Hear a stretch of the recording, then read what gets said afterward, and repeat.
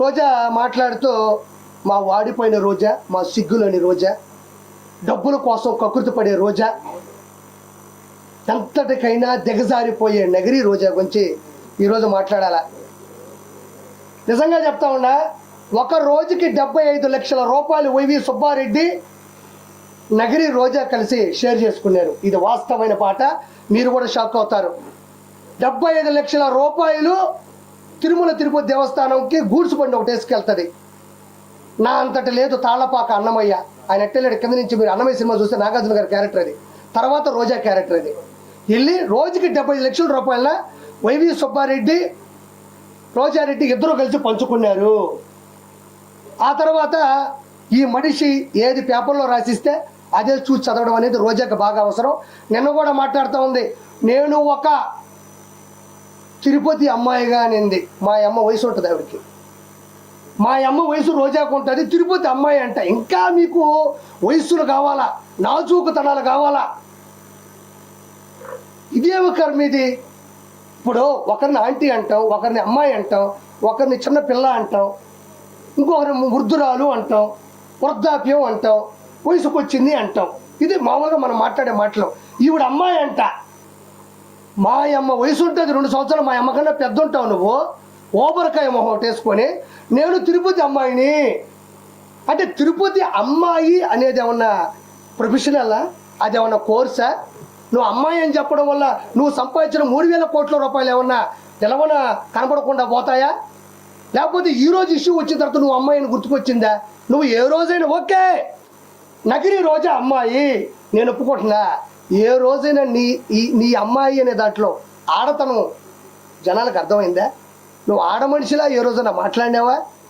ఒక ఆడ మనిషి ఎలా అనుకోగా ఉండాలో, ఎలా నెమ్మదిగా ఉండాలో, ఎంత స్థిరత్వంగా ఉండాలో, ఎంత నిశ్చలతనంతో ఉండాలో రోజా ఏ రోజైనా ఆంధ్రప్రదేశ్ కానీ ఉభయ రాష్ట్రాల్లో నగిరి కావచ్చు, చంద్రగిరి కావచ్చు, ఎక్కడ నిలబడినా కూడా పవన్ కళ్యాణ్ గారిని పట్టుకొని గాడిద ఒక ఆడపిల్లకు ఉండేటువంటి అనుకువ నువ్వు ఎవరికైనా ఇన్స్పిరేషన్గా ప్రపంచం. నిన్ను నేను తిట్టిన ప్రతిసారి చూస్తా కింద ఒక్క బ్యాడ్ కామెంట్ నా మీద ఉండదు. ఇది నీ బతుకు. రోజా గురించి విమర్శించిన ప్రతిసారి, రోజాని నేను ఎదిరించిన ప్రతిసారి కోట్ల మంది చూస్తున్నారు. ఎందుకంటే నిన్ను తిట్టడం వాళ్ళకి ఇష్టమేమో, నిన్ను ప్రశ్నించడం వాళ్ళకి ఇష్టమేమో, నిన్ను నిలదీయడం నీకు వాళ్ళకి అంత ప్రేమేమో. మరి నన్ను తిట్టాలగా? ఏమయ్యార్పి ఆవిడ ఎందుకు తిడతావు? మాకు ఇన్స్పిరేషను, గౌరవనీయులు, మా మాజీ మంత్రివర్యులు, ఆ మనిషి మంచిదని ఒక్కరు కూడా చెప్పరు. హైలైట్ ఏంటంటే మీ ఇంట్లో ఉండేవాళ్ళు కూడా కామెంట్ పెట్టరు కింద. అంటే మీ ఇంట్లో వాళ్ళకి నచ్చక ఒక అమ్మాయి అంటున్నావే, ఒక ఆడతనం ఉందా నీకు? అడవితనం ఉంది నీకు. మృగజాతివి నువ్వు. మృగంలా ప్రవర్తిస్తావు. డబ్బులు అకౌంట్లో పడితే అన్నదమ్ములు అక్కడ ఇక్కడ మోసం చేస్తే వచ్చే డబ్బులతో 3,000 కోట్ల నుంచి 5,000 కోట్లు ఈరోజు సంపాదించింది నగరి రోజా. ఆ డబ్బులు నగరికి పెట్టుంటే మహానగరం అయి ఉండేది ఈరోజు. ఎందుకు చేసావు ఈ పద్ధతులు? మళ్ళీ ఇంకొకటి నేను ఈరోజే చెప్తున్నా, ఈ మనిషికి అన్నీ తెలుసు. లడ్డులో ఉండేటువంటి కొవ్వు పదార్థానికి సంబంధించినటువంటి 15% రోజా తీసుకుంది. ఇది వాస్తవం. వాస్తవం కాకపోతే రోజాని డిబేట్కి రమ్మనండి, లేకపోతే నా ముందుకు వచ్చి మాట్లాడమనండి. నేను చాలాసార్లు చెప్పానన్నా, రోజా చేసిన అక్రమాలు చెప్పా. ఎక్కడైనా గుర్తుపెట్టుకోండి, నేను ఇది చెయ్యలేదు అని ఒక స్టేట్మెంట్ ఇచ్చిందా? రోజా ఎక్కడైనా నేను 3,000 కోట్లు సంపాదించలేదు, ఇసుక మాఫియా చేయలేదు, ఎర్రచంద్రం శేషాచలం అడవుల్లో ఎర్రచంద్రం కరుణాకర్ రెడ్డి, వైవి సుబ్బారెడ్డి, ధర్మారెడ్డి, జవహర్ రెడ్డి, జగన్మోహన్ రెడ్డి, వీళ్ళందరూ పెద్దిరెడ్డి, రామచంద్రారెడ్డి, మిథున్ రెడ్డి, వీళ్ళందరూ పంచుకుంటుంటే అన్నా నాకు 4 చెట్లు అన్నాను. ఇది కానీ నా 4 దిక్కుల్ని మొక్కే దేవుడు ఆయన, 4 దిక్కులకి మొక్కు ఆయన. అలాంటి వ్యక్తి శేషాచలంలో ఎర్రచందనం ప్రకృతి వనం, అది ప్రకృతికి సంబంధించినటువంటి సంపద, అది నాకు సంబంధం లేదని రోజా అల్లా. నేను ఈ లెక్కని చెప్తే 5,000 కోట్లు దాటిపోయింది. ఇప్పుడు నేను చెప్పిన లెక్కనైతే ఎర్రచందనం 5,000 కోట్లు దాటిపోయింది. నేను ఒక మాట మాట్లాడింది, చంద్రబాబు నాయుడు గారు ఆయన హయాంలో మర్డర్లు, హత్యా రాజకీయాలు ప్రిపేర్ చేస్తున్నాడు అనింది. నేను రోజాన ఒకే ఒక క్వశ్చన్ సూటిగా మాట్లాడుతున్నా. చంద్రబాబు నాయుడు గారు మనుషులు చంపే వ్యక్తిత్వం ఉంటే, హత్యా రాజకీయాలు చేసే పనే ఉంటే ఎంతో కొంత పైపుడితో చేయాలి, మనుషులు పెట్టాలి. కాబట్టి మొన్న విజయవాడ విషాద విపత్తులో 30 లక్షల మంది జనాలు ఇళ్లలో వరదలో చిక్కుకుపోయి ఉంటే అందులో టీడీపీ వాళ్ళు ఉన్నారు, వైఎస్ఆర్సీపీ వాళ్ళు ఉన్నారు, బీజేపీ వాళ్ళు ఉన్నారు, సిపిఐ వాళ్ళు కూడా ఉండొచ్చు.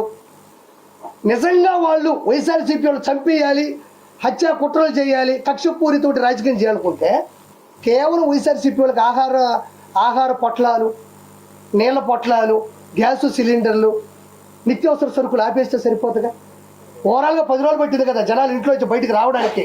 వాళ్ళ ఇళ్ళలో కూడా చిన్నపిల్లకాయలు ఉన్నారు, పాల ప్యాకెట్లు కావాలా, కరెంటు పోయింది, కొవ్వొత్తులు కావాలా, తినడానికి ఆహార పదార్థాలు, తాగడానికి పొట్లాలు కావాలా. 4 కార్యకర్తలు పిలిపించి ఇక్కడ ఎవరు వైఎస్ఆర్సీపీ వాళ్ళు అంటే ఖచ్చితంగా లిస్ట్ ఇస్తాడు. కాబట్టి ఇమ్మీడియట్లీ వాళ్ళందరికీ ఇవన్నీ ఆపేస్తే హత్య రాజకీయం కూడా చేయక్కర్లేదు. వాళ్ళ పాటు వాళ్ళే పోతారు కదా, ఆకలితో దప్పికలతో అలమటించిపోయి కుంగి కృషించి నశించి పోతారు కదా. 10-15 రోజులు ఎవరు బతకలేరు. అందులో గాలి కూడా ఆడని ఊపిరిన పరిస్థితుల్లో చంద్రబాబు నాయుడు గారు వైఎస్ఆర్సీపీ వాళ్ళు ఈ వరదల్లో ఎవరు చిక్కుకోకుండారని జస్ట్ డేటా తీసుకుంటే చాలు. హత్య రాజకీయాలు చేయాల్సిన అవసరం చంద్రబాబు నాయుడు గారికి ఎందుకు? జస్ట్ వరదల్లో కొట్టుకుపోతారు, లేదా ఇళ్లలోనే చచ్చిపోతారు. పోనీ చంద్రబాబు నాయుడు గారు పెద్ద మనసుతో ఎన్ని చేశాడు. కేవలం రోజా మీరు అంటే నీకు నగిరిలో వరదలు రానక్కర్లే, విజయవాడలో కూడా వరదల్లో వైఎస్ఆర్సీపీ వాళ్ళు చిక్కుకున్నారు కదా. ఒక్క నా బట్టైనా వైఎస్ఆర్సీపీలో కోట్లు సంపాదించిన ఒక్కడైనా నెలలోకి దిగి ఈరోజు రోజా తిరుమల కొండ మీదకి వెళ్తే ఎవరైనా ఆపారా? మొన్నే పోయింది ఒక వారం క్రితం. ఎవరైనా ఆపారా? అక్కడే ఆపంది, అధికారం వచ్చింది అక్కడే ఆపంది. నువ్వు నీళ్ళలోకి వెళ్ళి ప్రజలకు సేవ చేస్తుంటే ఎవడు ఆపుతాడు నిన్ను ఆపే అంత పరిస్థితి ఎక్కడుంది?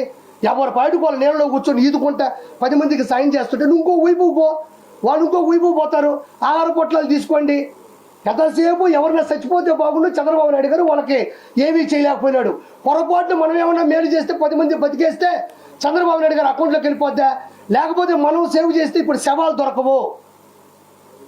బతికించడానికి సవాల్ ఇచ్చేది చంద్రబాబు నాయుడు గారు అయితే చచ్చిపోయిన శవాలు నేర్చుకునేది జగన్మోహన్ రెడ్డి, అతని క్యాబినెట్ మినిస్టర్లు, అతని ఎమ్మెల్యేలు.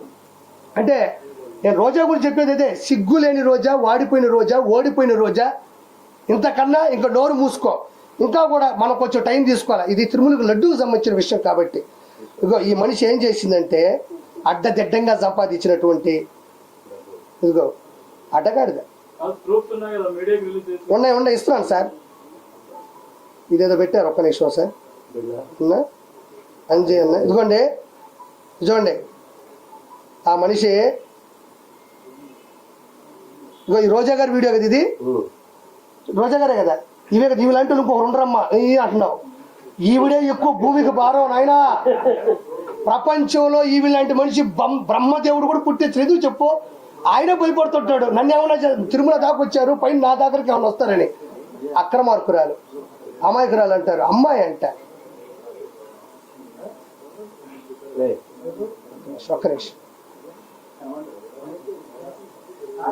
అలా చూడండి, ఒక్క నిమిషం ఇది ఒకసారి చూడరా.